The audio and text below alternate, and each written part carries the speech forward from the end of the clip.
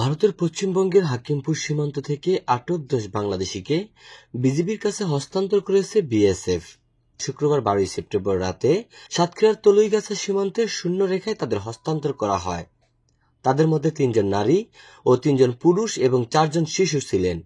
BGB সূত্রে জানা গেছে, তলুইগাছা সীমান্তের শূন্য রেখায় পতাকা বৈঠকের মাধ্যমে তাদের হস্তান্তর করে বিএসএফ। পরে শুক্রবার রাত 9:30টার দিকে সাতক্ষীরা সদর থানায় তাদের হস্তান্তর করে বিজিবি। তারা রাঙ্গামাটি, চট্টগ্রাম, সাতক্ষীরা, গাজীপুর ও বাগেরহাট জেলার বাসিন্দা। সাতক্ষীরা সদর থানার ভারপ্রাপ্ত কর্মকর্তা ওসি শামীমুল হক বলেন, ভারতের উত্তর 24 পরগনা জেলার বসিরহাট মহকুমার হাকিমপুর চেকপোস্ট এলাকা থেকে তাদের আটক করে বিএসএফ। পরে পতাকা বৈঠকের মাধ্যমে তাদের বিজিবির কাছে হস্তান্তর করে ভারতের সীমান্তরক্ষী বাহিনী। যাচাই বাছাই শেষে তাদের স্বজনদের কাছে হস্তান্তর করা হবে বলে জানান তিনি।